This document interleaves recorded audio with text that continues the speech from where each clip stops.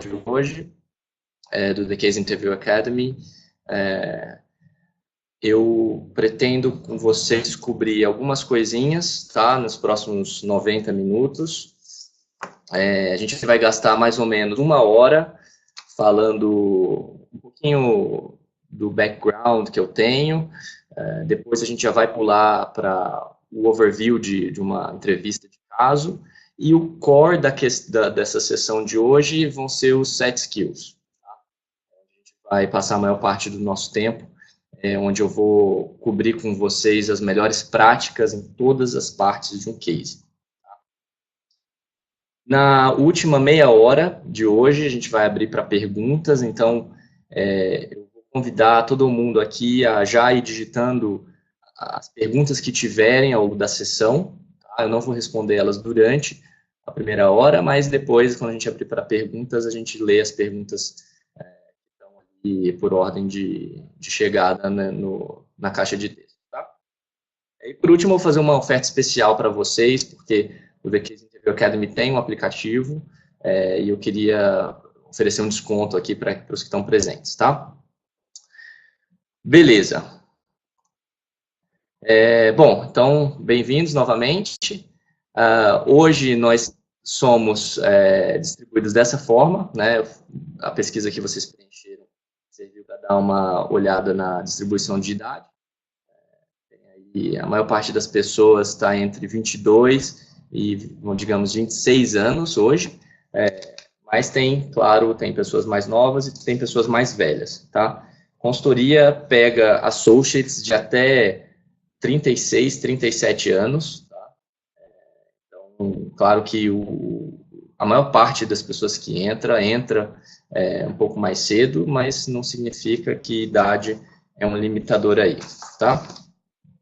Em termos de universidades, a gente tem bastante gente da USP hoje, algumas pessoas não falaram qual curso, mas tem aí bastante gente da Poli, bastante gente de Pernambuco, né, da Federal de Pernambuco, fiquei surpreso.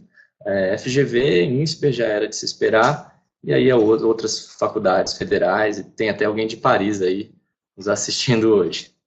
Legal. Em termos de consultoria, né, que o pessoal tem interesse, McKinsey BM BCG liderando, né, como já era de se esperar. Interessante, a BEM está na frente, né, com a maior parte dos interessados. Em seguida, em quarto lugar, vai para A.T. Kearney, e depois aí interesse variado entre Oliver Wyman, Strategy End, LEK, Integration e Accenture, né? E interesses menores em Deloitte e nas outras consultorias. Grande parte de vocês nunca foi numa entrevista, então eu vou, na verdade, customizar a sessão de hoje, pensando mais nesse público, tá? De quem ainda não fez entrevista, mas eu com certeza vou adicionar valor aqui em quem já fez entrevista e já tem alguma experiência. A mesma coisa vale para os casos praticados, né? A maioria já praticou entre 0 e 5 casos, né? Mas aí tem gente também que praticou 6 ou mais casos, e algumas pessoas que praticaram até mais que 50 casos. Tá? Eu, no meu caso, eu vou falar um pouquinho mais depois com vocês, mas eu pratiquei mais que 50 casos antes das minhas entrevistas. Legal. Falar um pouquinho sobre mim, tá? Não é o mais importante aqui, mas só para vocês terem um pouquinho de noção da minha trajetória. Meu nome é Flávio Soriano, eu me formei na FGV, em Administração de Empresas, em 2011, né? Então muita gente nem estava na faculdade ainda nessa época. E fiz um mestrado também em Gestão Internacional na FGV também. Nada mais é que administração com viagens incluídas. Então, fiz vários intercâmbios e saí de lá, enfim, depois de 7 anos, então, de estudo superior. Eu fui empreendedor muito cedo na vida, então, na faculdade mesmo, eu tinha 2 negócios pequenos, que no final não deram certo, não deram dinheiro, acabei vendendo, perdi dinheiro, e acabei indo para a consultoria como uma área de interesse também, pela variedade, pelas viagens, pelo estímulo intelectual, tudo isso, né, que acho que muita gente aqui também é atraído. Trabalhei 2 anos e meio, mais ou menos, na Art of the Little, que é uma consultoria que já veio para o Brasil, já saiu do Brasil umas 2 vezes. Eles são americanos e hoje não são muito grandes, mas foram a primeira consultoria do mundo, né, fundada lá em 1800 bolinha. E depois trabalhei na McKinsey, né, em 2014 eu entrei na McKinsey. Para entrar na McKinsey eu me preparei, tive a sorte de poder me preparar 2, 3 meses. Está com problema de som cortando. Deixa eu só verificar a minha conexão aqui. Tem mais alguém com problema de som? Comuniquem aí, por gentileza. Tá. Então, só um minuto.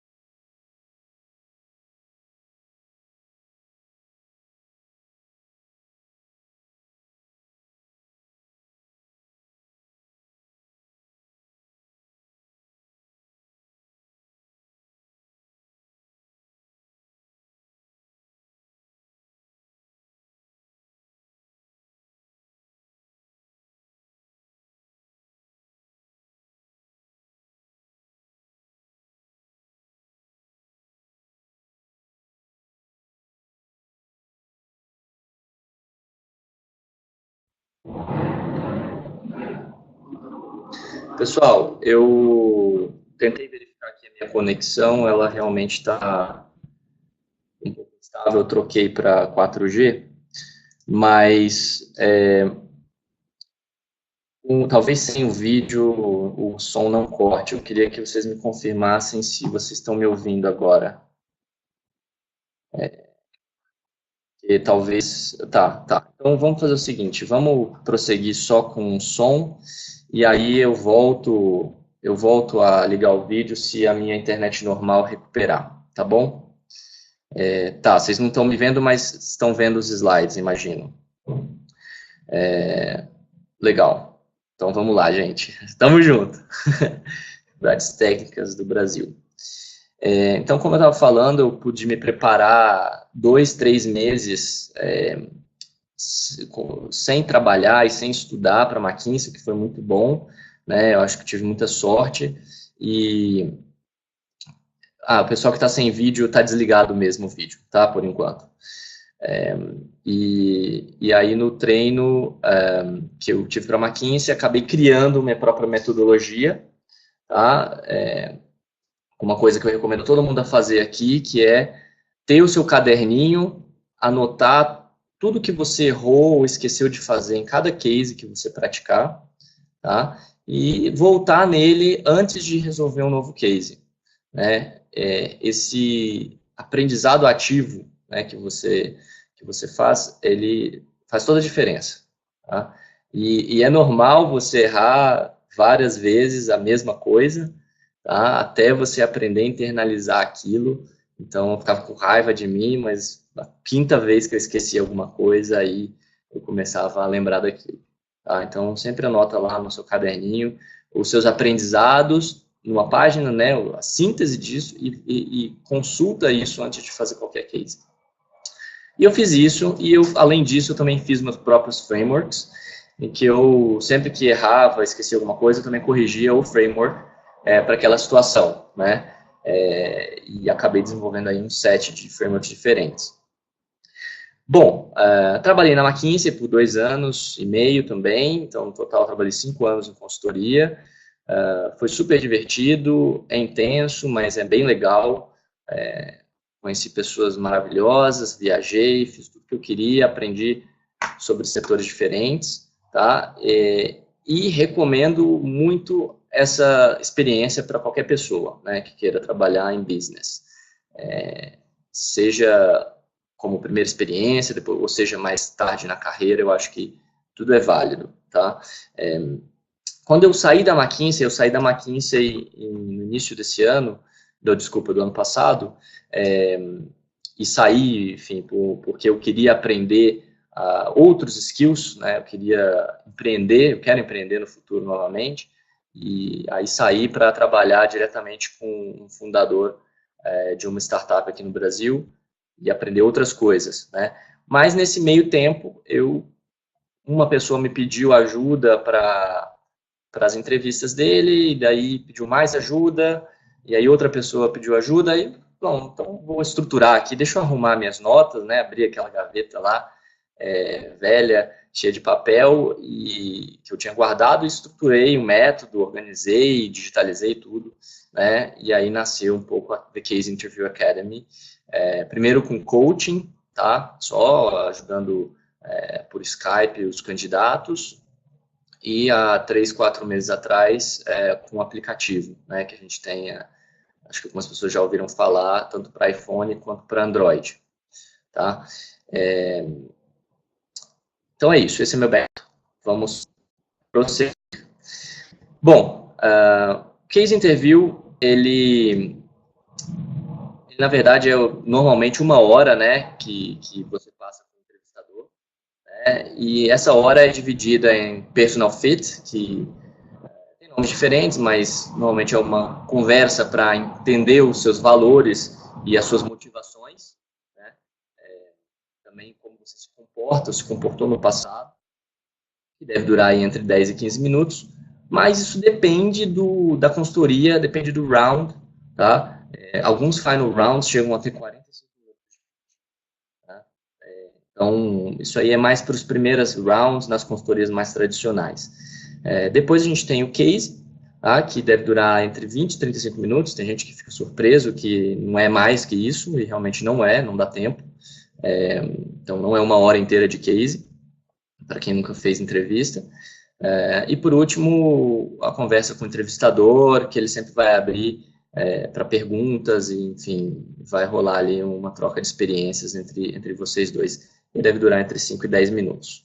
Tá? Então, é mais ou menos essa diretriz que os consultores têm. Claro que uns vão chegar atrasados e vão acabar tendo que comer algum pedaço da entrevista, senão bagunça o schedule. E outros vão ter 2 horas livres e vão ficar com vocês 2 horas na sala. Tá? Pode acontecer.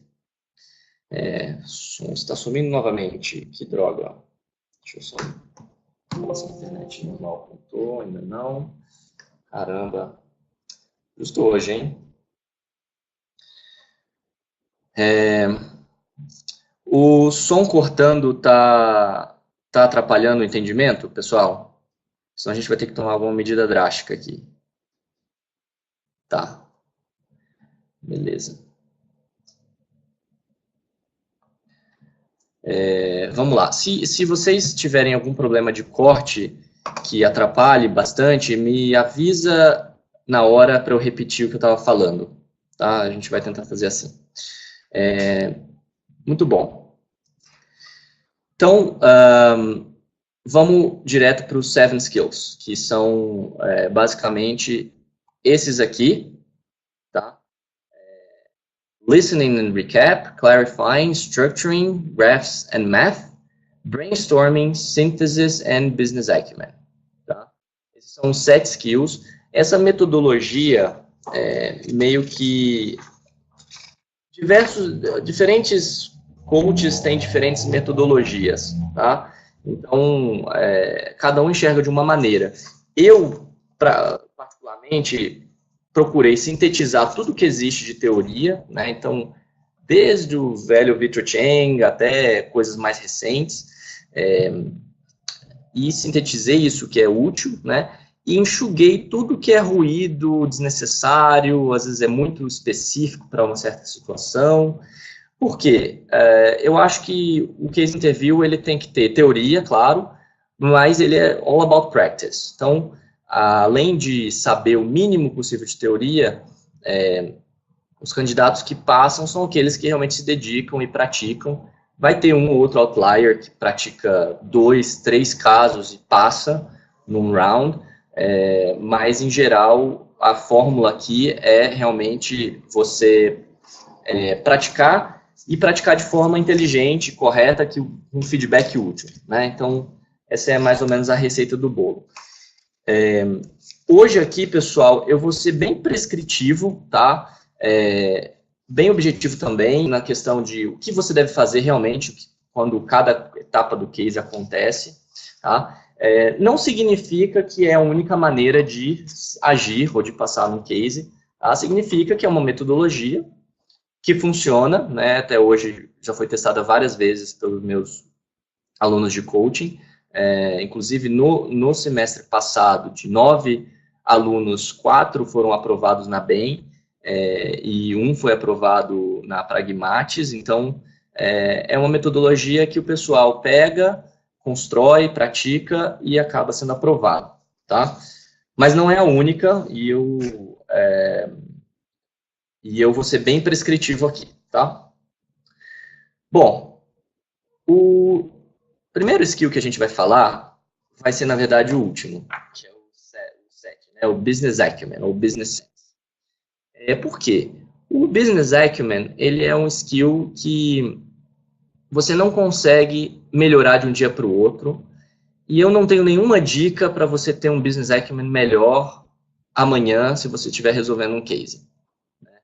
Então, ele é o skill que a gente quer tirar um pouco da frente nessa sessão, porque é um skill lento de você desenvolver. Tá? Como que você desenvolve? Educação formal, então, cursos que você faz, às vezes a pessoa faz a faculdade inteira em business. Educação informal, que são as discussões que você participa, conversas que você tem, programas que você assiste, né, jornal, etc.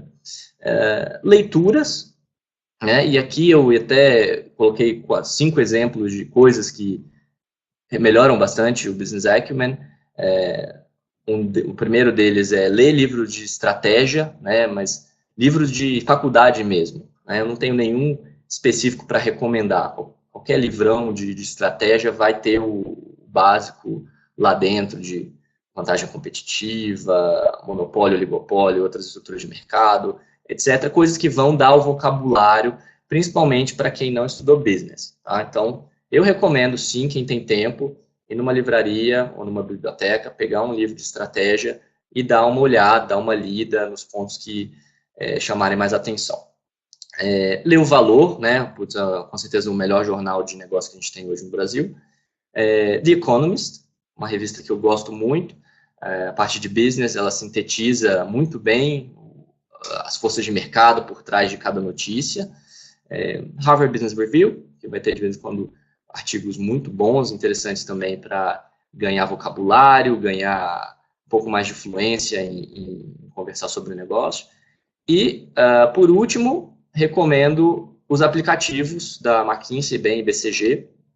Tá? Aqui, na verdade, o que eu recomendo é você deletar o seu aplicativo de Facebook e Instagram nesse momento, que você está se preparando para o seu case interview, e instalar o da McKinsey, BEM e BCG, e todo momento que você passaria abrindo o Facebook, você passar lendo um artigo, né? Eu acho que isso, você vai ver o puta tempo que você vai ter de leitura, né? E isso vai te ajudar futuramente, tá? E por último, outra forma de melhorar o Business Acumen são fazendo cases mesmo, né? Fazendo cases e comparando a resposta com a resposta sugerida, para você acrescentar coisas, né? Ter um feedback aí. Tá bom? Então, esse é o 7º skill. Essas são as minhas recomendações. Beleza. Aqui a gente vai falar, começando lá do primeiro, né, do skill de listening recap. Ele é um pouco subestimado, às vezes, tá, pelas pessoas, mas ele é muito importante, e não é só no início do case. Tá? O listening recap é importante no case inteiro. Em primeiro lugar, né, note-taking. As suas notas não são recolhidas para serem avaliadas, tá? Quem se pergunta isso pode ficar tranquilo, porque você não vai ser avaliado, não tem nenhuma coisa na grade de avaliação falando se as notas forem boas ou não. As notas existem para te ajudar a se organizar, né? Capturar informação, organizar e apresentar, tá? Então, elas têm que ser simplesmente legíveis para você mesmo. Agora, para facilitar o seu trabalho de note-taking, o que eu recomendo aqui, pessoal, é basicamente você não economizar papel, tá? Por que isso? O papel, ele vai estar em abundância lá para você, né? E você economizar papel significa escrever apertado, escrever tudo na mesma página, escrever na frente, no verso da página, e tudo isso pode te complicar lá na frente, principalmente se você tiver sob um pouco de estresse, que é a entrevista, né? Então, aqui eu recomendo escrever sempre no lado, só de um lado da folha, né? Só numa página. Recomendo separar suas notas em folhas diferentes. Então, geralmente eu pego a primeira folha no formato paisagem, né? Porque é mais consultoria, mais slide, e anoto só as informações iniciais que o entrevistador me passou, né? Em bullets. E volto nela sempre que ele me fala mais alguma coisa de útil que venha da boca dele, né? Então, eu concentro as informações ali na primeira página, né? E também faço a perguntinha do case na primeira página. Tento escrever ela por extenso, para não perder aí nenhum detalhe da pergunta, né? Que é o mais importante. Outra página, você vai abrir só a sua estrutura na hora de fazê-la. Depois você vai abrir uma página só para fazer matemática, rascunho. Depois uma página para fazer um brainstorming. Então, não tenha medo de ficar gastando papel, tá? Tenta colocar coisas parecidas nas mesmas folhas, para você ter facilidade de localizar, quando você estiver fazendo uma síntese, por exemplo, localizar a informação. Ou então você está meio perdido, tem que reler o que você já tem de informação para ver se surge uma inspiração. Está tudo lá na sua primeira página, né? Então, essa é a minha recomendação para note-taking, tá? Muito bem. O entrevistador começou a falar, né?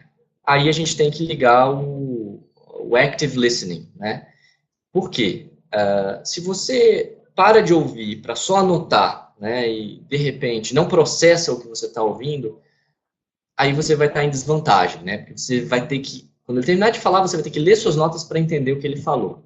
Então, quem tem dificuldade de ouvir ativamente o que está sendo falado, a minha recomendação aqui é fazer exercícios de, ok, me conta uma situação, pedir para o colega, ou amigo, alguém, me conta a situação do case e não anota nada, né? Tenta repetir, decorar a situação e repetir para treinar esse processamento de informações, né, para você parafrasear, sem precisar fazer notas, né? As notas, no limite, deveriam ser só suporte para você não esquecer um número, uma palavra-chave, né, coisas nesse sentido, tá? Só a pergunta, como eu falei, é legal escrevê-la por extenso, porque, às vezes, uma nuance, uma palavra vai determinar o formato da sua resposta, né? Se o objetivo do cliente é restaurar o lucro, né? Se você só escrever L e pôr uma setinha para cima, ele vai virar aumentar o lucro, né? Já na sua resposta. E, na verdade, ele quer restaurar o lucro nos níveis anteriores. Então, você tem essa nuance aí.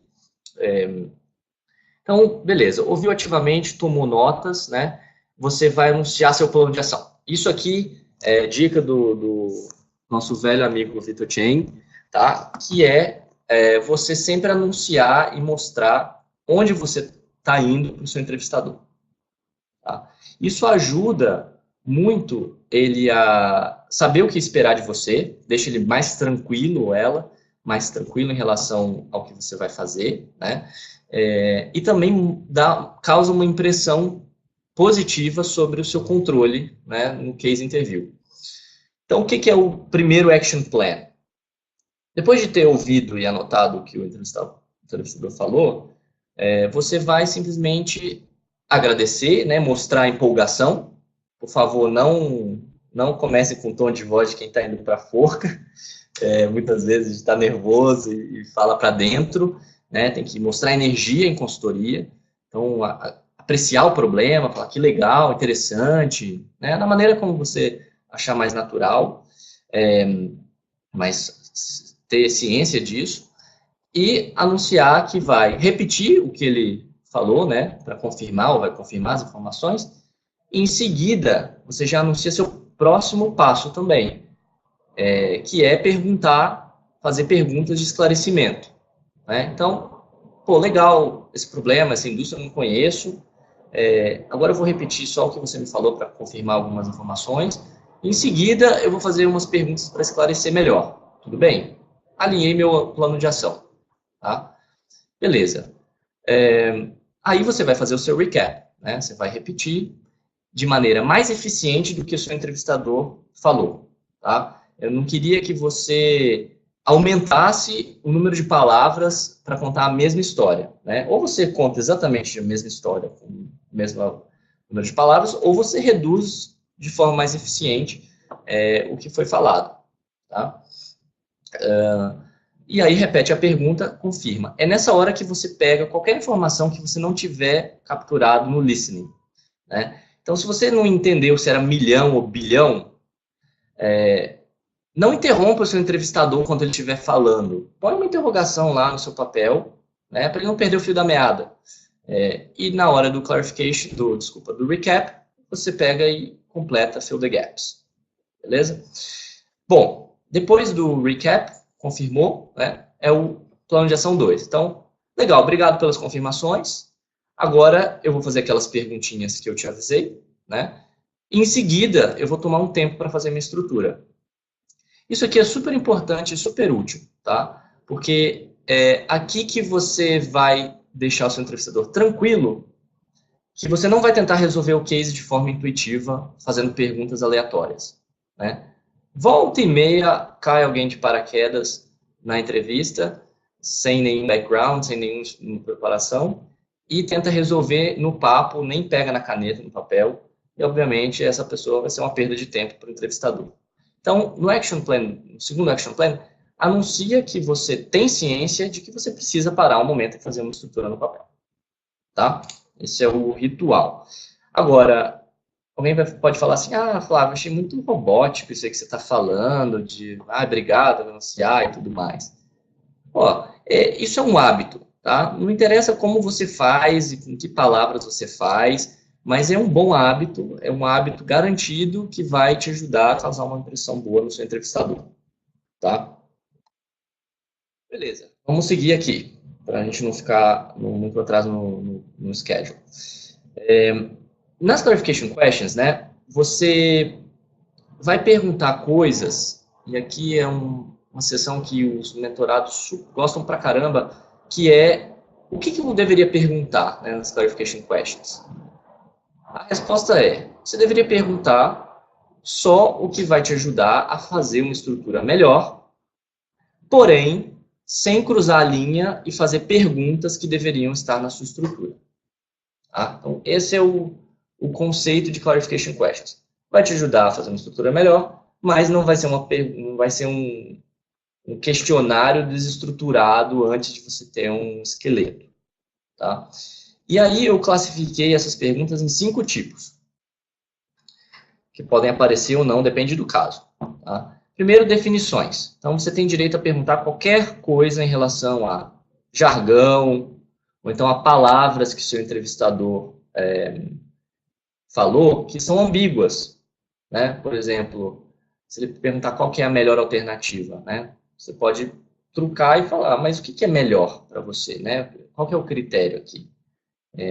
Maior receita, maior lucro, é um conjunto de fatores, né? Então, aqui em definições, você sempre pode ter um olho aberto para palavras que têm mais de um significado, tá? E esclarecer isso. 2, o que aconteceu exatamente? Aqui, você vai ter sempre, ou frequentemente, situações mal explicadas, né? Por exemplo, se eu falar que a receita do cliente caiu, e parar por aí, né?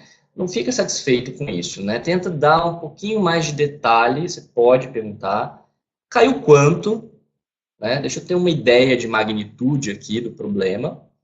Isso é como se fosse um médico fazendo diagnóstico, né? Ah, tá doendo, mas qual a intensidade da dor, né? Uma dorzinha, uma dor insuportável. Então, caiu quanto a receita e em quanto tempo? Então, são dois aspectos, magnitude e time frame, tá? Isso vale para outras coisas que aconteceram e estão mal explicadas, né? O cliente decidiu entrar na China. Tá, mas deixa eu só, eu não participei dessa decisão, deixa eu só entender o racional para entrar na China. Por que isso foi decidido, né? Pelo tamanho de mercado da China que eles entraram, né? Ou qual o motivo? Ah, então isso aqui realmente é o Sherlock Holmes que vocês têm que ter dentro de vocês na hora do case, tá? Terceiro lugar, objetivo. E aí é análogo ao que a gente já falou. Você quer investigar a magnitude de onde o cliente quer chegar e o prazo, tá? Então, o cliente quer aumentar o lucro, maximizar a receita. Não, peraí, vamos decidir onde que está a barra aqui para eu saber no final se eu cheguei ou não. Então, quer aumentar, quer triplicar em um ano, etc. Tá? Ou então qualquer outro objetivo. Entrada de mercado precisa ter um objetivo, ou investimento precisa ter um objetivo de retorno sobre o investimento. Né? Você vai querer saber ali o ROI, ou vai querer saber o payback, enfim, alguma métrica que diga para você onde que está a linha de chegada. Tá? Quarto é o business model. Aqui você vai fazer perguntas na humildade mesmo, não precisa assumir que você entende um pouco de sei lá qual indústria e vai sair resolvendo o case. Né? Então, se a indústria for não familiar para você, você tem todo o direito de perguntar como funciona, quem compra isso, por que a pessoa compra, né, nessa indústria esse produto. Me explica um pouco quais são as alternativas que um cliente tem, e por aí vai, tá? Então, você pode investigar um pouquinho o modelo de negócio. Então, o que o cliente faz exatamente? Ele produz, ele terceiriza alguma coisa, né? Você é um consultor. Como que você vai aconselhar um cliente sem nem entender o que ele faz, né? Inclusive, se for uma indústria conhecida, por exemplo, academia. Tá, eu sei como é uma academia no Brasil e tal, tem minha academia aqui, mas não custa nada confirmar se ele está falando de uma academia que tem equipamentos de musculação, com talvez algumas aulas para os alunos e equipamento de cardiovascular. Né? Então, gasta um pouquinho de tempo para entender melhor o modelo de negócio, porque isso vai te dar insights também para melhorar a sua estrutura. Quem sabe você pode sugerir novas fontes de receita que o cliente ainda não explora no modelo de negócio atual, etc. Indústria, por último, é aquela perguntinha de se o problema que o cliente está sofrendo é comum aos competidores. A gente sabe disso, né? Às vezes você vai ter de antemão uma informação de que o problema é sistêmico e aí a solução vai ter que sair de algum lugar criativo, no mínimo, que ninguém está conseguindo resolver. Se o problema não for sistêmico e só você está sofrendo desse fenômeno, aí acho que o primeiro instinto é olhar o que os competidores fazem de diferente.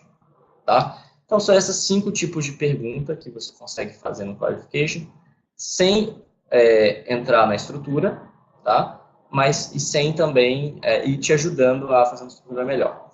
Agora, quantas perguntas você recomenda que eu faça, Flávio? Isso aí é muito, 5 tipos, tal.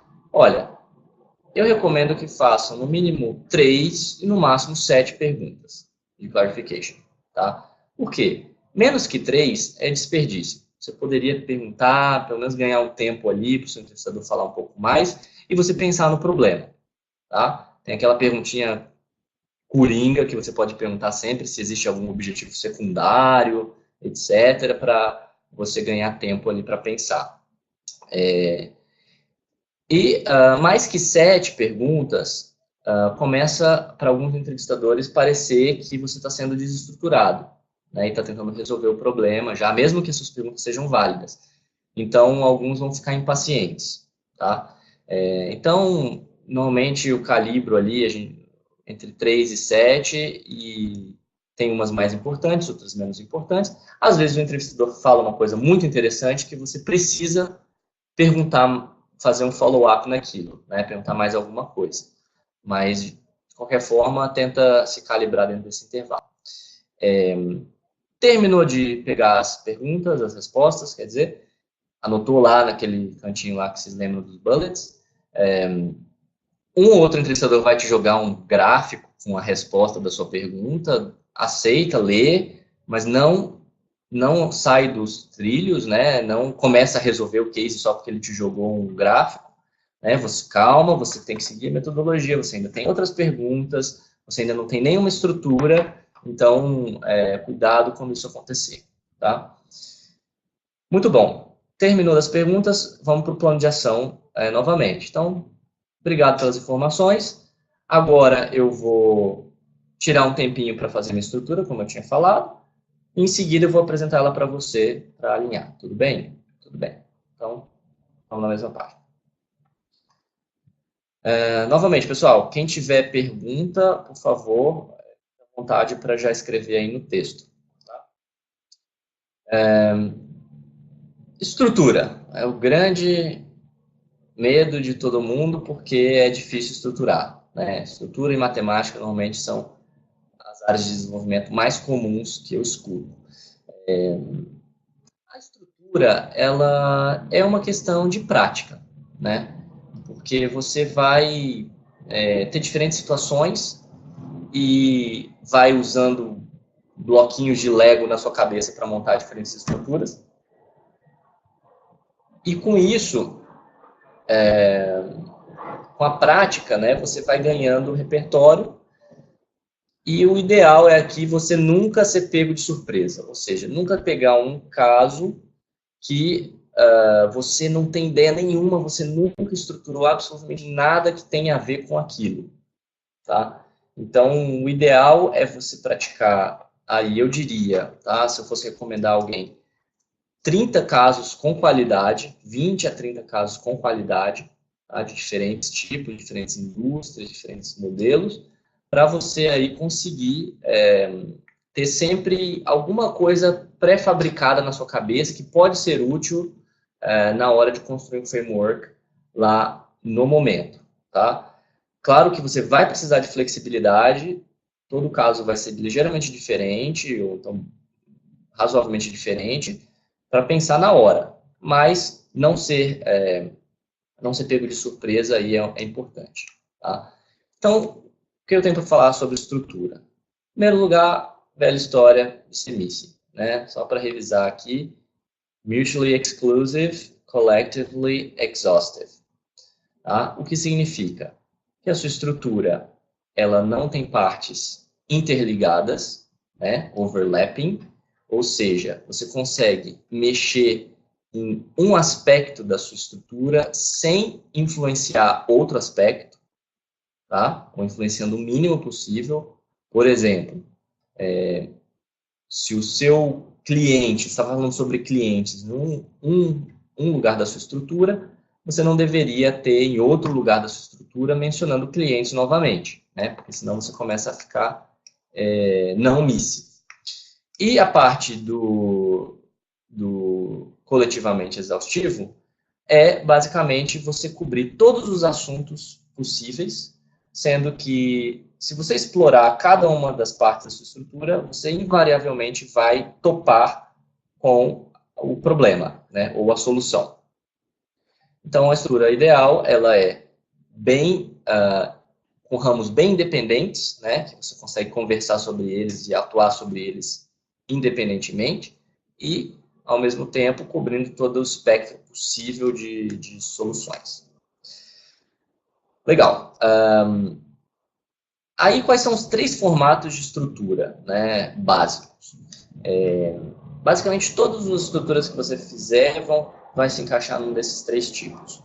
O primeiro é o quantitativo, tá? Que é a árvore de drivers, que é uma árvore matemática em que você tem operações dentro dela, que você subtrair, multiplicar, adicionar, dividir dentro da árvore, você vai chegar no step anterior, no passo anterior, tá? Qual que é a árvore clássica quantitativa é a lucratividade, tá? Mas se você tiver, por exemplo, um guesstimation, um market sizing, é uma árvore quantitativa também, né? Onde você vai fazer ali, quebrar os drivers, multiplicar e fazer todas as 4 operações e vai chegar na resposta, tá? Essa é a árvore quantitativa. A árvore qualitativa é a árvore que vai ter elementos que não vão se relacionar matematicamente, tá? Então, você vai ter aí desde, por exemplo, frameworks clássicos como 3C, ou por exemplo, qualquer caso atípico que você tenha que pensar em várias coisas, né? Por exemplo, se você fosse presidente do Brasil, o que você faria, né? Você vai ter aí a área de atuação, provavelmente o framework vai ser bem qualitativo, né? E também alguns casos quando o problema quantitativo já está resolvido e você precisa agora explorar o que está por trás desse problema, né? Então, as causas raiz desse problema. E aí você vai fazer uma árvore qualitativa também, tá? Por último, você tem o framework misto.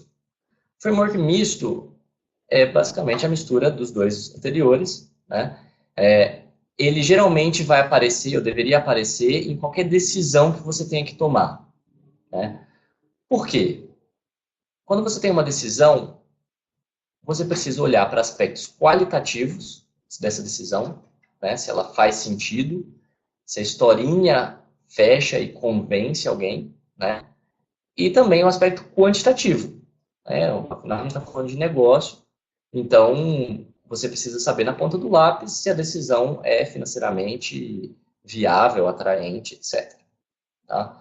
Então, aqui, tipicamente, um exemplo que eu posso dar é a entrada de mercado, onde você tem aí a história, né? Vamos entender que se o mercado é atrativo, se não tem barreiras de entradas importantes e se a gente vai conseguir competir nesse mercado, né? Essa historinha qualitativa. Não significa que não vai ter números, né?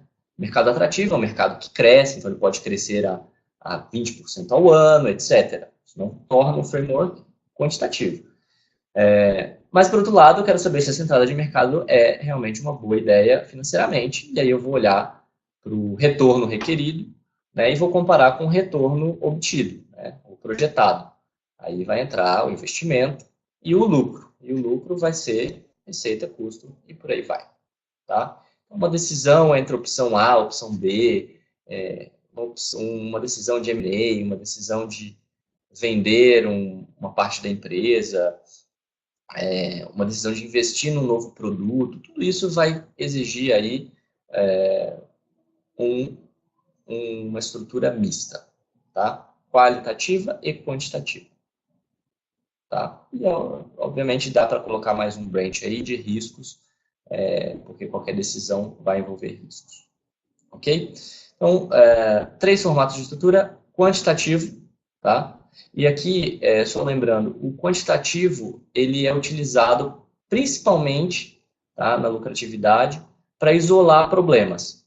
Quando você não sabe de onde está vindo o seu problema, só sabe que o lucro está sendo impactado, a receita em geral, ou o custo em geral, você usa o framework quantitativo para isolar o problema e saber exatamente o que mudou e o que está trazendo problemas, né? O qualitativo você já vai usar para explorar causas raiz, se já tiver isolado o problema.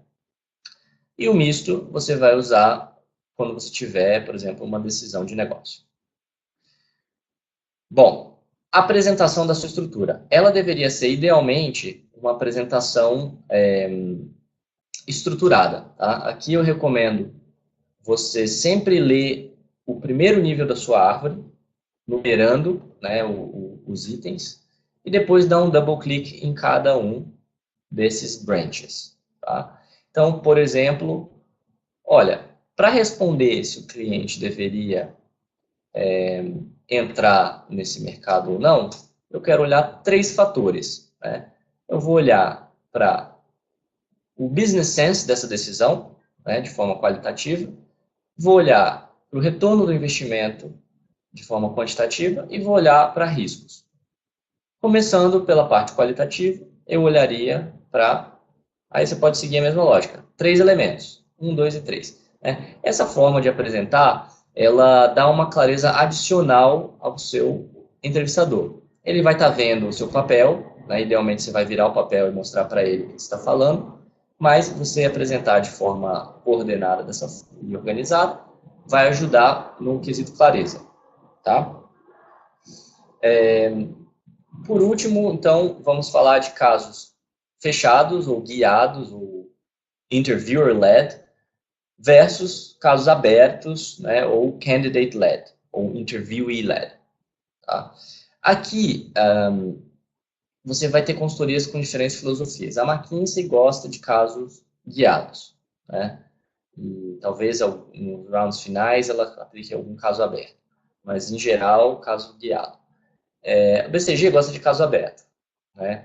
Sempre foi super fã de caso aberto até hoje. A BEM está no meio em cima do muro ali, às vezes é guiado, às vezes é aberto, e as outras consultorias vão variar bastante. Tá? Então, mais ou menos, cada consultoria vai ter uma tendência, mas é importante frisar que não existe escola ou universidade central do case interview. As práticas de case interview, elas são muito descentralizadas, né? E não existe diretriz que estabelece padrões dentro das consultorias. Né? O que isso significa? E cada consultor aplica o caso e avalia um pouco da maneira com que ele acha correto. Tá? E vai acontecer de entrevistadores discordarem do que deve ser feito em cada situação.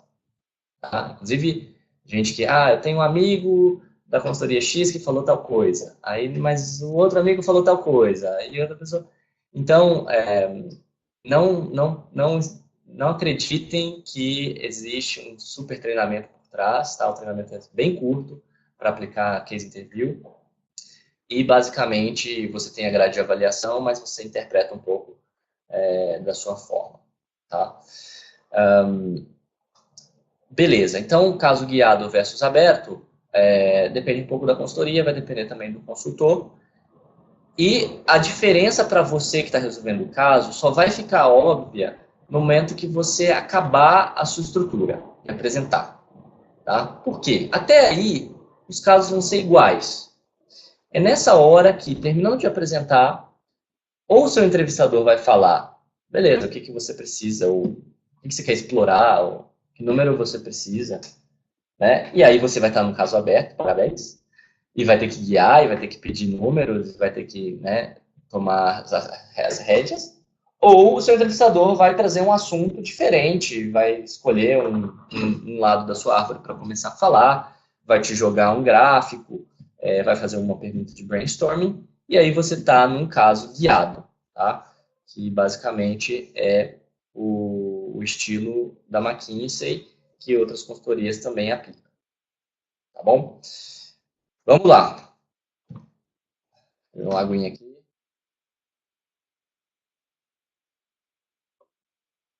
Vou falar de matemática.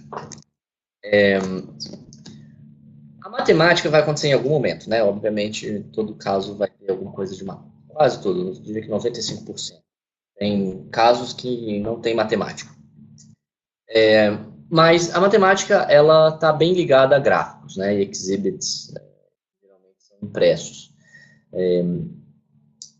Quando chegar numa pergunta de matemática, ou então você estiver guiando o caso e pedir dados, né? Que no final vai virar uma pergunta de matemática, né? É muito comum o seu entrevistador te dar um gráfico, né? E aí você precisa lidar com isso, né? Qual que é a recomendação aqui? Respira fundo, lê o gráfico em voz alta, tudo que você está enxergando ali, né? Lê o título, né? Lê a legenda, lê o eixo, se tiver um eixo, com unidade de medida, né? O gráfico está em milhões, bilhões, trilhões, né? Em percentual. Leia o que está sendo representado em grandes números, né? Olha, estou vendo aqui a receita O que salta aos olhos, né? A receita triplicou nos últimos 10 anos, ou a nossa receita é a metade da receita do primeiro competidor. Aqui você quer, ter certeza que você está lendo e absorvendo tudo, tá? E não está negligenciando um detalhe importante, uma nota de rodapé ou qualquer coisa assim. E 2, ganhar tempo para pensar, porque no fundo, quando você recebe um gráfico e sabe que tem insights ali, o seu cérebro já está trabalhando, né? Lá no fundo da sua cabeça, o seu cérebro está criando conexões, né? Então, você lê em voz alta, te dá tempo e te ajuda a fomentar essas conexões. Qualquer coisa que seja óbvia e fácil de observar e de fazer conta mental, né, como eu falei, vai falando e se você tiver alguma hipótese para explicar isso, você pode também mencionar, pode ser que a gente tenha um problema aqui de preço, nosso preço seja muito alto, né, precisa investigar e tudo mais. Então, o gráfico toma tempo para absorver aquilo lá. Né? Às vezes, tem consultoria que vai te jogar 2, 3 gráficos, ou então uma tonelada de informação, com tabela e vários números. Obviamente, você não vai ler um por um, né? Mas, mesmo assim, olha para os grandes buckets, o que interessa, e tenta tirar algumas conclusões já. Tá? A partir daí, a gente tem a matemática, né? Você ou vai ter uma pergunta de matemática conectada aos gráficos que o seu entrevistador vai fazer para você, ou você já tem a sua pergunta, né? Ele simplesmente te deu as informações e agora você vai testar, né? Se a sua hipótese, né? Basicamente a matemática é um teste de hipótese, se mantém ou não, né?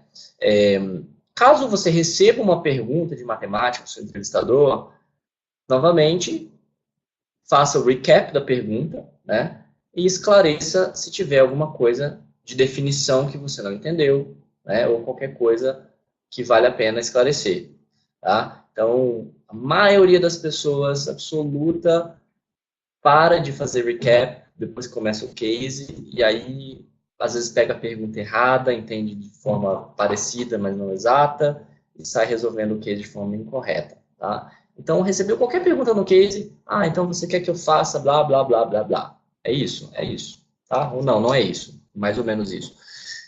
Então, são hábitos, tá, que eu estou mencionando aqui, que fica muito mais palpável quando você está praticando, incorporando isso, mas fica aí o conselho.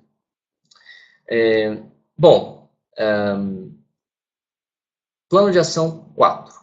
Aqui você vai, basicamente, anunciar para o seu entrevistador que você precisa de tempo para preparar os seus cálculos, tá? Que eu chamo de cálculo conceitual, ou então plano de equações que você precisa fazer, e em seguida você vai alinhar para o seu entrevistador, né, que aquela conta está correta. Só depois disso que você vai fazer as computações. Isso é muito mais fácil falar do que fazer.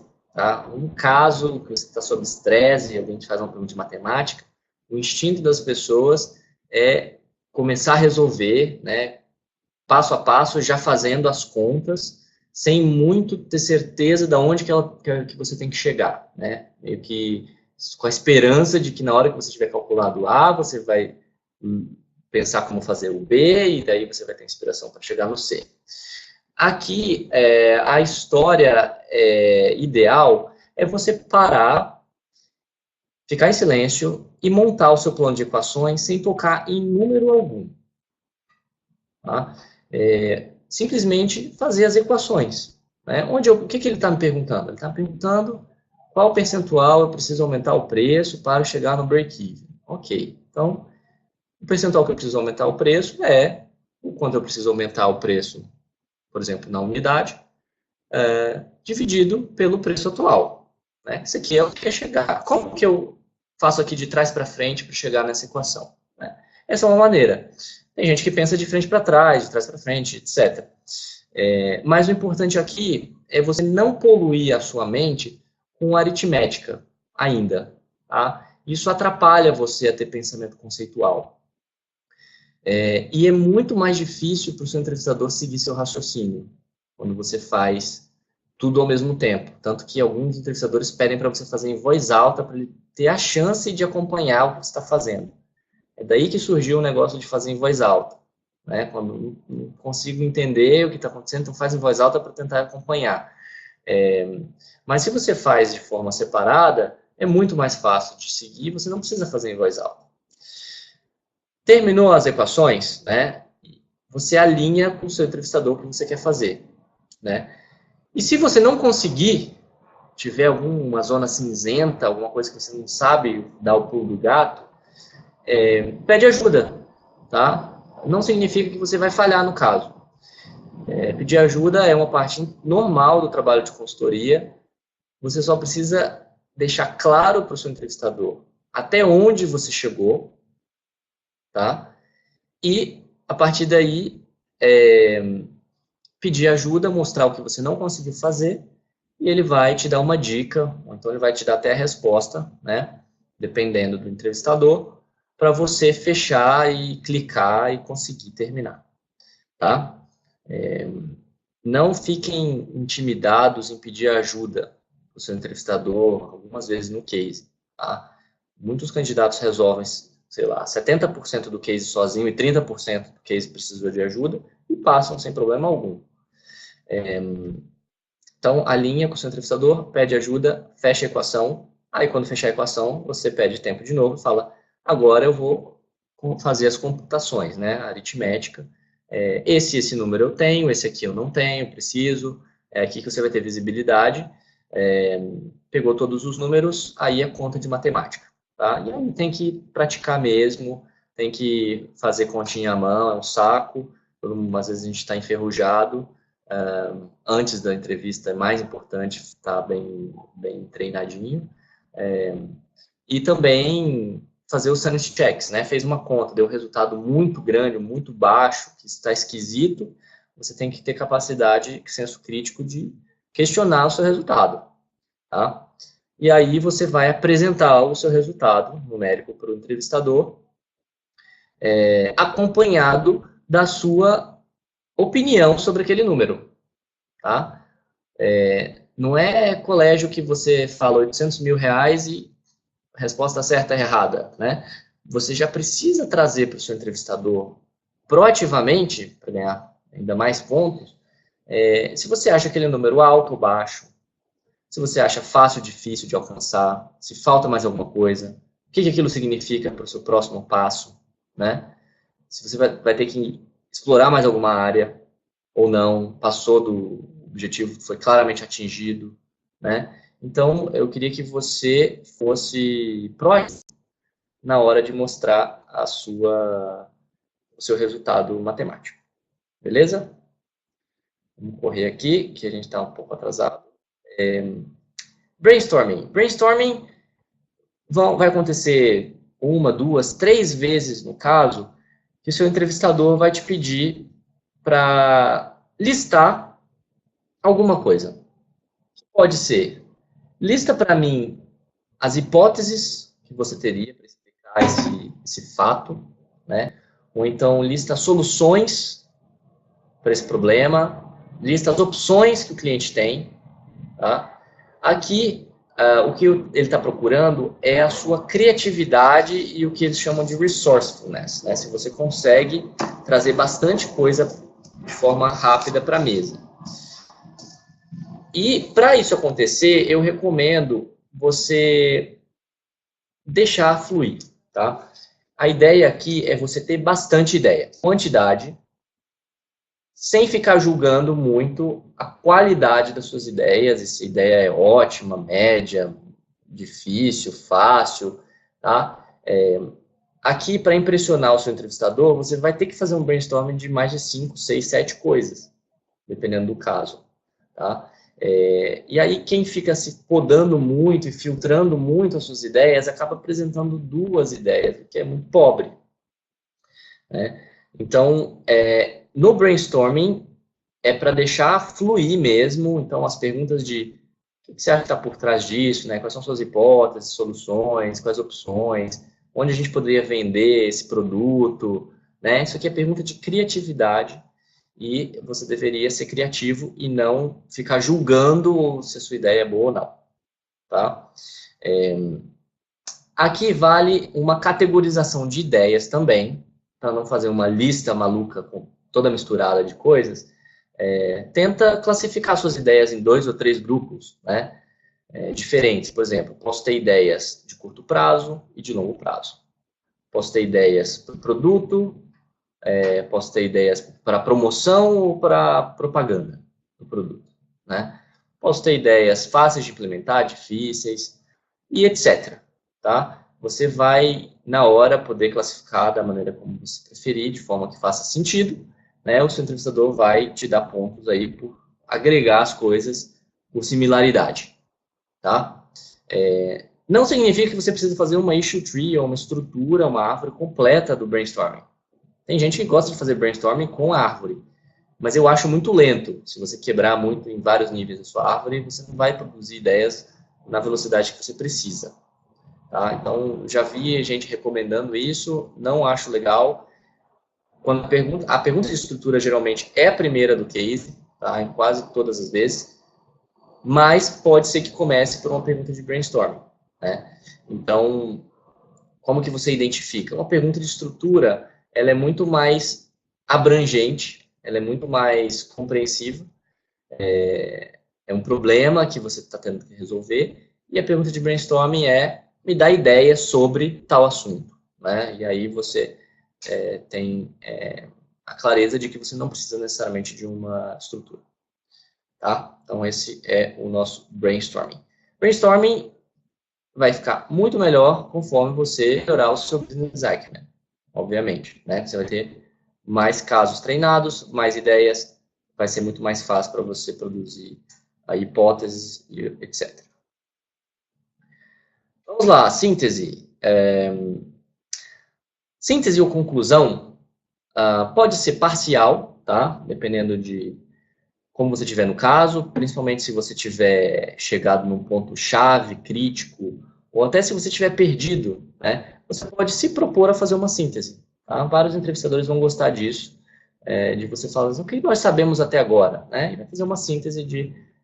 o consultor gosta muito de 3 pontos, né, principais, é um número mágico, e daí você consegue se reestruturar para continuar o caso, na síntese parcial. Mas a síntese final, ou a recomendação que você precisa fazer para o seu entrevistador, ela segue uma fórmula muito de bolo, tá? Já é esperado, tá? Praticamente todos os entrevistadores estudaram dessa forma e eles vão esperar que você também faça dessa forma. Aqui, a fórmula é a seguinte, tá? Essa é a fórmula mais completa. Retoma a pergunta do case que você capturou lá na sua primeira folha por extenso. Não significa repetir toda a situação do cliente, tá? É só a pergunta. Então, o nosso cliente nos chamou porque a receita dele tinha caído e ele gostaria de aumentar a receita em 10% ao ano.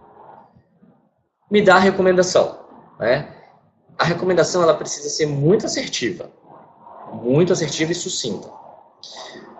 Nada de ficar em cima do muro, né? Nada de depende de, sim e não. Você vai ter que tomar uma posição. Você recomenda ou não o cliente tomar essa atitude, né? Ou então, o que ele deve fazer amanhã com clareza? A sua recomendação ela vai ser julgada se você vai perder pontos se você se delongar demais. Fez a recomendação? Aqui você vai ter argumentos para suportar, né? O clássico, novamente, são 3 argumentos, onde você vai pegar fatos, dados que foram discutidos no case, para substanciar e dar suporte à sua recomendação, né? Aqui você pode usar o argumento dedutivo ou indutivo, né?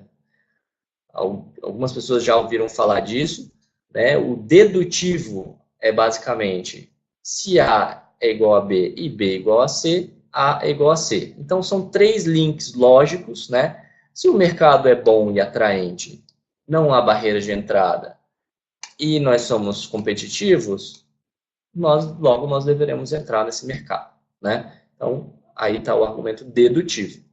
O indutivo é o argumento que você dá suporte, cada suporte vai aumentar a força da sua recomendação, mas se você tirar uma das pernas, não necessariamente o seu argumento vai cair.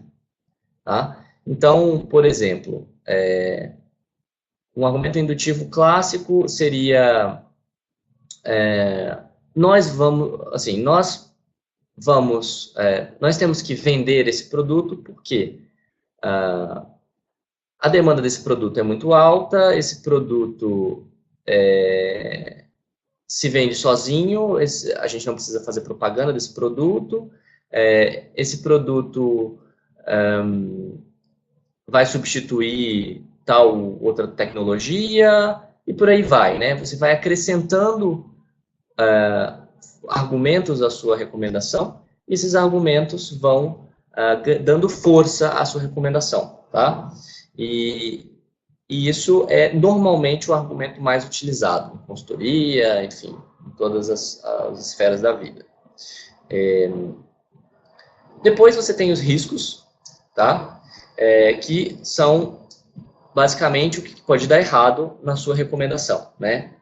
Você não ficou em cima do muro lá no início, mas você pode ficar em cima do muro no final. Então, os riscos principais aqui que a gente está procurando são premissas que são muito agressivas, frágeis, né, que podem estar erradas na sua conta, quando o mundo real bater na sua porta. Pode ser que a implementação tenha dificuldades não previstas e coisas difíceis que vão acontecendo, né? No papel é tudo lindo, mas na prática pode ter algum problema. A reação dos seus competidores pode ser um risco, né? Eles podem retaliar a sua ação, assim como a reação dos seus competidores, dos seus clientes, que podem não gostar do que você fez e te punir de alguma maneira, então, ou dos seus funcionários, etc. Né? A reação, basicamente, das pessoas. Aqui você menciona 2 ou 3 pontos de atenção, de riscos, que você pode advertir o cliente. E por último, próximos passos, né? Como que você faz para mitigar esses riscos, né? Ou então, que análises você gostaria de ter feito e não deu tempo de fazer, né? Pode ser que tenha oportunidades que você não explorou ali no caso, mas que vale a pena, né? Talvez ele não possa entrar na China, mas possa entrar na Índia, né? Ou adicionalmente possa fazer coisa X ou Y. Então, nos próximos passos, você é o vendedor. Você quer vender mais projeto, basicamente, dar ideias de trabalho, realmente, que um consultor poderia fazer. Tá? Então, recapitulando. Conclusão, fórmula de bolo. Repete a pergunta, dá a recomendação assertiva, suporta com argumentos, né? 3 argumentos, ou às vezes você só vai ter 2, mas não é um problema. Menciona os riscos da sua recomendação, que pode dar errado, e o que é os próximos passos, dado esses riscos, ou então oportunidades não exploradas. Tá? É isso aí. A entrega dessa recomendação, ela tem que ser o mais sucinta possível. Tá? Mesmo seguindo toda a fórmula do bolo, você procura falar passar a mensagem com o menor número possível de palavras. Alguns entrevistadores vão olhar com maus olhos se você ficar 2 minutos inteiros concluindo um caso. Tá? Então, aqui você pega tempo para preparar a sua recomendação, tá? E uma vez que você apresenta em 1 minuto, 1 minuto e meio no máximo, para ter essa pontuação de assertividade. Muito bom. Com isso, a gente cobriu os 7 skills, tá? E agora vamos responder as perguntinhas que foram feitas aqui do lado. Vamos lá, eu vou responder quantas derem tempo. Primeira pergunta é: todas as etapas são em inglês? Não, na verdade não. No Brasil, 80% da sua experiência vai ser em português, né? As consultorias colocam normalmente uma das entrevistas em inglês no primeiro round, ou então a parte de fit pessoal em inglês, para ver se a pessoa fala inglês, né?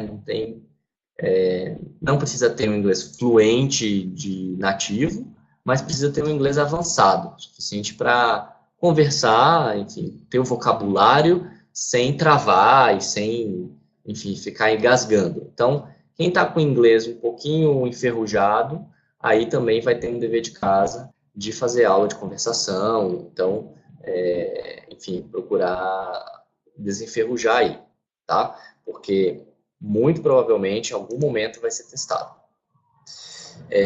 E, claro, depois que você entra na consultoria, você pode ter um call com um gringo, né? E você vai sofrer muito se você tiver com inglês ruim. No final da entrevista, falam que você errou? Não. Tá? Tipicamente, não. Vai ter entrevistador que vai ser mais empático, vai ser mais, vamos dizer, positivo com as suas respostas, vai sentir que está acertando e está falando o que ele quer. Vai ter entrevistador que é bad cop, que vai fingir, vai fazer cara feia, enfim, vai fazer argumento, até de vez em quando vai fazer um argumento para te desestabilizar, né? Já ouvi um entrevistador falando, pô, meu filho de 4 anos teria respondido mais rápido que você. Então, vai acontecer, tá? Isso aí é simplesmente pressão psicológica, mas é muito mais difícil pegar um entrevistador desse tipo. E vai ter aquele entrevistador, poker face, cara de esfinge, que não vai esboçar reação nenhuma, nem positiva nem negativa, e você não vai saber como você foi no case, tá? Normalmente o feedback, o feedback você vai receber depois que fizer todas as entrevistas do round, não no mesmo dia, depende da consultoria, bem na hora. Vai ter consultoria que é só depois, vão te ligar e vão te falar, tá? Mas de qualquer forma, feedback na hora não vai acontecer, tá? Clarification questions. Quando você pergunta o goal e o entrevistador diz que não há um goal definido, há uma recomendação padrão para lidar com isso? Muito bem. Quando você faz uma pergunta de clarification, você pode ter algumas reações diferentes, tá? O seu entrevistador pode te dar a resposta verbalmente e fim de papo. Ele pode te dar um exhibit, como a gente falou, te jogar um papel. E ele pode falar, não sei, não tem, ou até isso é irrelevante, né? Se o cara for um bad cop, assim, isso não interessa. Qual que é a recomendação aqui? Você não se desestabilizar, né? Não sei, beleza, passa para a sua próxima pergunta e com tranquilidade, né? Se ele falar não é relevante, você fez seu trabalho, poderia ser relevante em algum caso, né? No caso, esse que você está, o cara conhece muito mais do que você, obviamente, e ele falou que não precisa, então não precisa, né? Você aceita. Mas você não precisa parar de fazer suas perguntas e cancelar todo o resto que você estava fazendo, tá? Então, essa é a recomendação. O que pode acontecer também, uma outra reação, é o seu entrevistador perguntar por que você quer saber isso, né? A resposta curta é porque isso melhora a minha estrutura nas clarification questions. E a resposta específica, você vai ter que falar para ele porque isso muda. Se você responder A, eu vou pensar X. Se você responder B, eu vou pensar Y. Né? E você dá o racional para ele. Vamos lá, mais uma do Stefano. Quanto a ser Missy, é muito ruim, eu não consegui ser mutuamente exclusivo na minha estrutura, tem muita dificuldade com overlapping. Olha, o importante da estrutura, o mais importante é ser collectively exhausted, é você mencionar os pontos importantes que o entrevistador espera de você para resolver aquele case. Tá? Esse é o fundamental, porque se você seguir aquela estrutura, uma hora você vai tocar no assunto, enfim, ela vai resolver o problema. O caso de ser overlapping, não ser overlapping, aí é uma dificuldade que realmente existe. Eu não acho que é um deal breaker, né, da sua entrevista inteira, você fazer uma estrutura que tem algum overlap, mas com o tempo você vai aprendendo a fazer cada vez melhor. E no fundo, não existe na realidade assim, estrutura Missy, né? Você pode argumentar, não, uma estrutura quantitativa X pode até ser Missy e tal, mas qualquer coisa qualitativa, obviamente, vai ter dimensões que você vai poder ser overlap, né? A ideia é ser o mais MICE possível, sabendo que é um ideal que talvez não seja alcançável. Tá? Vamos lá. Qual a melhor forma de treinar cases, principalmente na parte de estruturação? Olha, aqui eu vou fazer uma dupla recomendação, tá? Então, treinar com outras pessoas, com certeza é muito importante, porque você vai aprender a fazer sob pressão, tá? A sua estruturação, e pensar ali em 1, 2 minutos, com alguém te olhando, esperando. Mas você também pode treinar sozinho. Tá? Estrutura e matemática são duas partes de case que você consegue melhorar sem ter um peer. Tá? As pessoas fazem isso lendo os problemas e fazendo uma estrutura e comparando com a estrutura sugerida. Né? Lendo o enunciado, estrutura sugerida. Claro que você não vai ter as clarification questions nesse caso. O que eu tentei criar no aplicativo foi justamente esse tipo de exercício. Você pode fazer sozinho. Tá? Então, lá tem uma pancada de cases com o problema, com a parte de clarification, a sugestão de clarification que eu faço, e depois a mesma coisa para todas as outras skills. Né? Então, você chega na parte da estrutura. Então, qual que é a sua estrutura? Você tem timer lá para se marcar o tempo, rabiscar alguma estrutura e depois comparar com uma sugestão, né? Aqui não tem gabarito, né? Tem simplesmente outras ideias que você vai incorporando ao seu repertório, tá? Eu já vi gente melhorando muito, assim, gente que fazia coaching comigo e que treinava, fazia estrutura, sei lá, de uma sessão para outra, fazia 10 estruturas sozinho e aí já saía muito melhor na próxima sessão. Vamos lá, da Marcela. Estou começando a treinar a resolução de cases agora e a minha dificuldade é principalmente como começar a estruturação. Qual o gancho inicial de uma estrutura que pode me ajudar a pegar o fio da meada e desenvolver uma estrutura como um todo? Tem uma dica? Bom, a dica é você realmente pensar no quantitativo, qualitativo e misto, né? Que tipo de problema é? Uma decisão, tá? É misto, daí você vai ter que contar a historinha qualitativa e depois fazer o quant. Se for um problema obscuro que não foi isolado ainda, você vai na na quant, tá? Problema não isolado quantitativo. E aqui tem candidato que tenta fazer uma árvore maior e começa a colocar aspectos qualitativos numa árvore de lucratividade que ainda não foi isolado o problema. E já vi gente reprovando por causa disso, tá?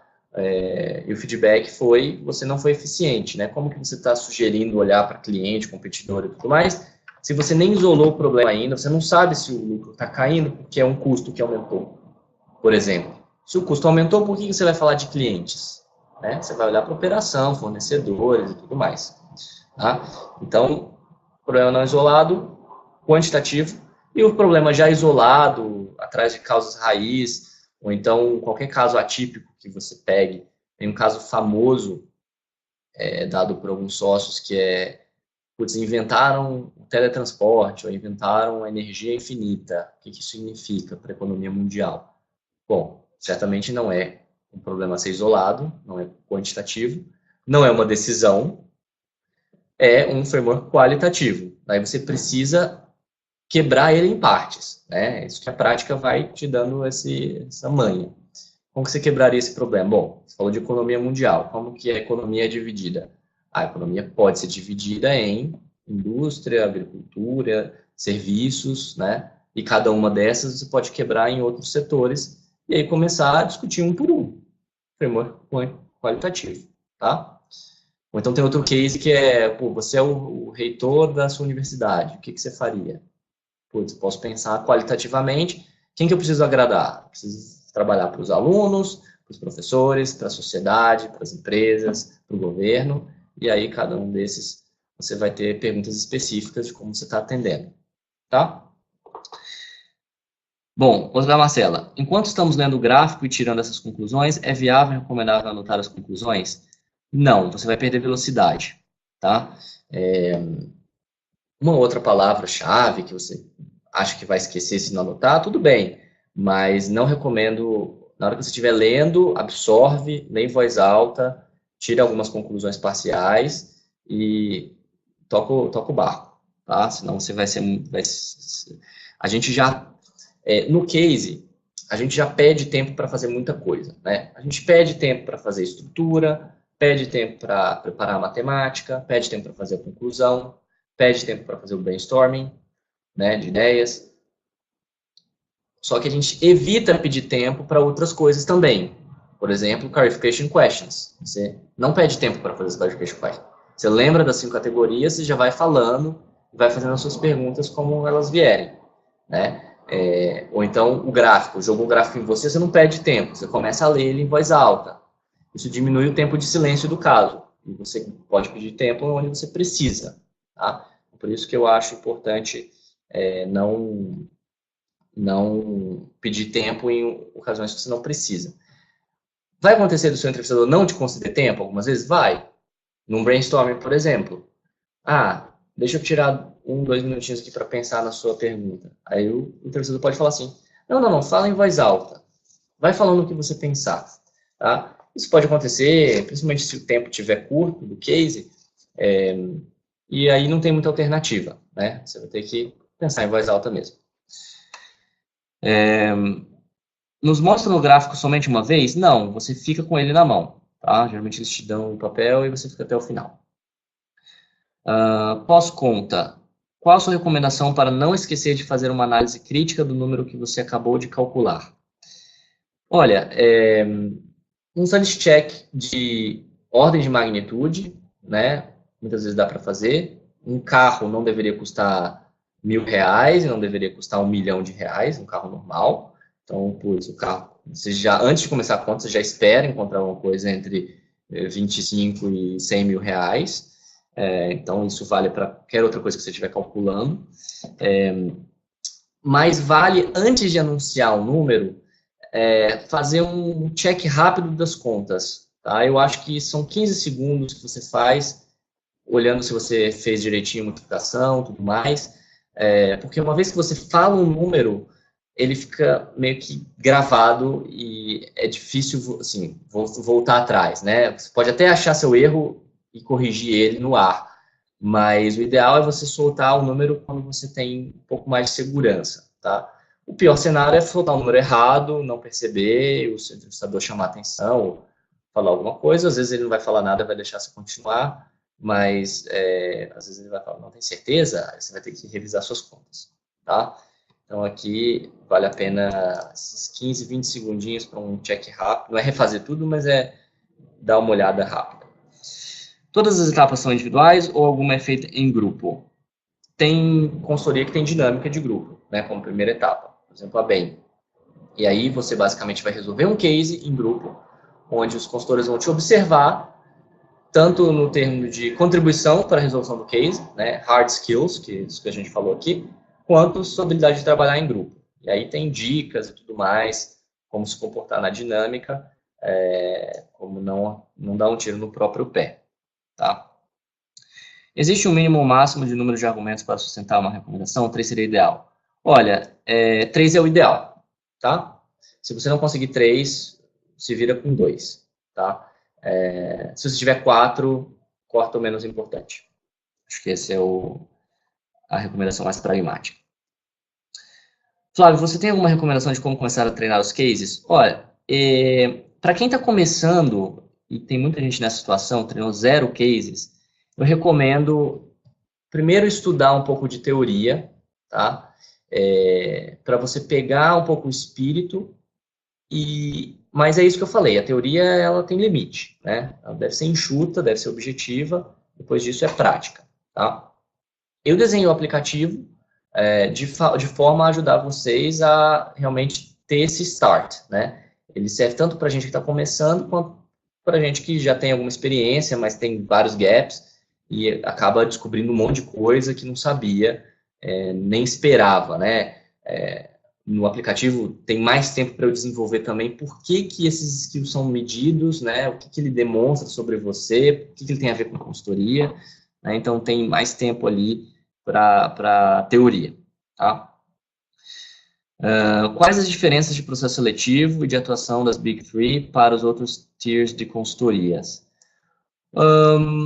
Olha, a diferença principal é a competitividade, né? Se você for para as consultorias maiores, elas têm mais vaga, isso é verdade, mas também atraem muito mais candidatos, né? A estatística é 1 a 3% de aprovação, tá? Depois que você tem de applications, né? Tem 100 applications, 1 a 3 pessoas vão ser aprovadas no final. Essa é a barra, pelo menos, para as Big Three. Tem outras pequenas que têm essa barra alta também, que são menores, mas tem menos vaga e tem menos candidato, mas menos vagas. Então, tanto a IT Kearney, LK, Oliver Wyman, também são super seletivas, tá? O processo são variações, não tem nenhuma grande diferença, eu acho. Cada um interpreta, tem um tweakzinho, principalmente no número de entrevistas, né? McKinsey primeiro round 3, segundo round 2 a 3 e acabou, né? Bem 2, depois mais 2 no mesmo dia, depois volta de novo, faz mais 2, então são 3 rounds. E todos eliminatórios. Uma consultoria que varia, né? Então, basicamente, cada uma tem uma interpretação do que é o suficiente, mas muito difícil entrar numa consultoria com menos de 5 casos concluídos com sucesso, tá? Não é que eles fazem 5 para ver se você foi bem em 3 ou 4, não. Se você for mal em um caso e alguém tiver dúvida sobre a sua capacidade de trabalhar lá, essa pessoa vai ter o direito a veto e você provavelmente não vai ser aprovado numa consultoria dentre das top, tá? Por isso que tem que chegar lá, tipo, cracking every case. Você tem que estar treinado a ponto de, nos últimos 5 casos que você fez com os colegas, você conseguiu ir muito bem todos os aspectos. Aí você está pronto para a entrevista. Quais são os cases mais ideais? Onde encontrá-los? Olha, tem 8 tipos, tá? Vou fazer jabá aqui de novo, está tudo no aplicativo. Começa com profitability, aí tem profitability guiado e não guiado, aberto. Tem casos de receita, custo, casos de entrada de mercado, casos de operações, caso de decisões, e devo estar esquecendo um ou outro ainda, mas tem 8 tipos, tá, que cobrem a maior parte das situações. Tem outros materiais, obviamente, não é o único material disponível, tem bastante coisa na internet que você encontra, e eu recomendo ativamente procurar fazer casos de tipos diferentes, tá? Para você justamente não ser pego de surpresa lá na frente. Você precisa chegar com algumas informações já definidas, como o PIB do Brasil? Muito raro precisar, tá? Mas, por via das dúvidas, é bom dar uma confirmada, pelo menos em população, tá? Ordem de grandeza, de São Paulo, Grande São Paulo tem uns 20 milhões de habitantes, Brasil tem 200, os Estados Unidos tem 300, a China tem 1,3 bi, assim, mas eu diria que assim, a chance de você precisar do número não é muito alta, tá? Mas é legal você ter uma noção, assim, o entrevistador que se ele pedir para você, falar assim, quantas pessoas você acha que tem no Brasil, e você chegar com um número totalmente, assim, 20 milhões ou 2 bilhões, aí ele vai, com certeza, duvidar do seu business acumen, né? Mas, de qualquer forma, são esses os números principais mesmo. Na hora de fazer estimativas no guesstimation, né, a gente não teve muito tempo de falar de guesstimation, mas você vai, basicamente, usar a sua experiência, né, o que você vê no dia a dia, para chegar na resolução. O seu app é indicado para quem está começando? Sim. Então, como falei, sim, ele é indicado nos 2 casos, para quem está começando e quem está mais avançado. Tem muito material, tem mais de 60 horas de material lá, tem vídeo, tem sistema de diálogo, com exercícios, tem frameworks, tem frameworks avançados, inclusive, que chega no nível que você vai ter sede para saber um pouco mais sobre frameworks.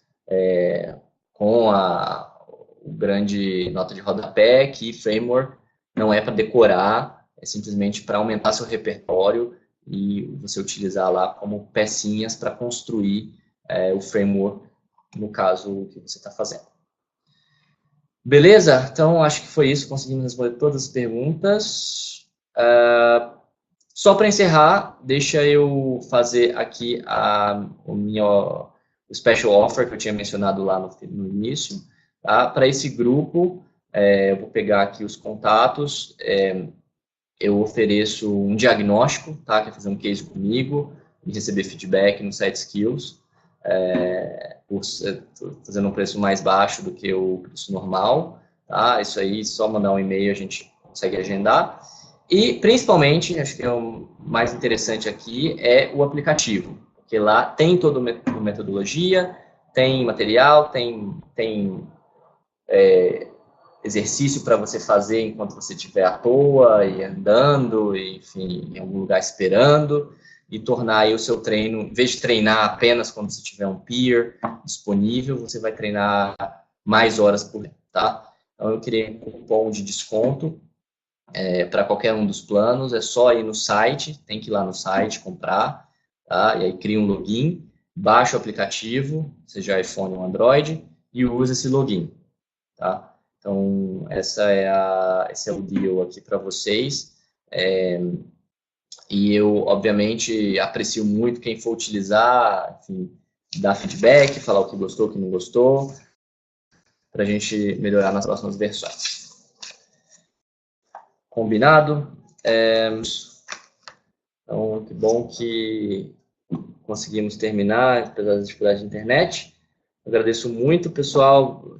Atrasou um pouquinho, mas espero que vocês tenham gostado, tenha sido útil, tá? É um prazer ajudar, eu realmente gosto de ver as pessoas realizando sonho, quem sonha em trabalhar em consultoria, é uma carreira super inspiradora, não é o único lugar legal do mundo para se trabalhar, tá? Então tem muitos lugares legais, mas com certeza é um dos lugares onde se aprende mais rápido, onde você é esticado no seu limite, aprende também com as outras pessoas, em um ambiente que as pessoas gostam de ensinar umas às outras, e faz a diferença, né? Trabalha em projetos aí, que realmente mudam o mundo, né? Desde desenhar um novo desenho de assentos numa linha aérea, para, por exemplo, ter uma classe Economy Premium, que aí vocês já devem ter visto em aviões, isso aí é a consultoria que faz, até ajudar o governo a gerir a crise, quando teve crise do Zika,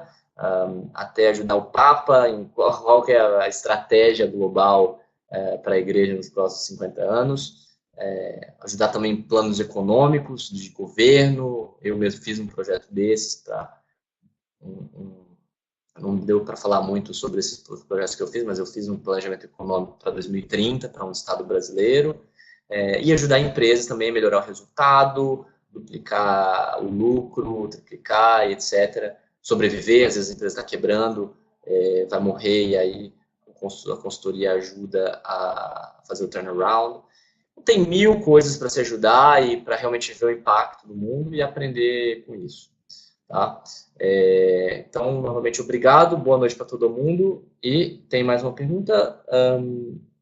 Sim, coaching, eu estou aberto, eu faço pacotes de 5 a 10 sessões normalmente, tá? Eles intercalados. Comigo é uma prática, mas aí eu sempre recomendo praticar por fora também com outras pessoas para incorporar aquilo. Eu estou com horários um pouquinho apertados, praticamente eu só vou ter horários no fim de semana, nas próximas semanas, algumas exceções, mas quem tiver interesse em fazer coaching, escreve, eu passo mais informações e aí a gente vê. Tá bom? Muito obrigado novamente, eu vou ver como disponibilizar a gravação, se ficar boa, e boa noite para todo mundo. Obrigado.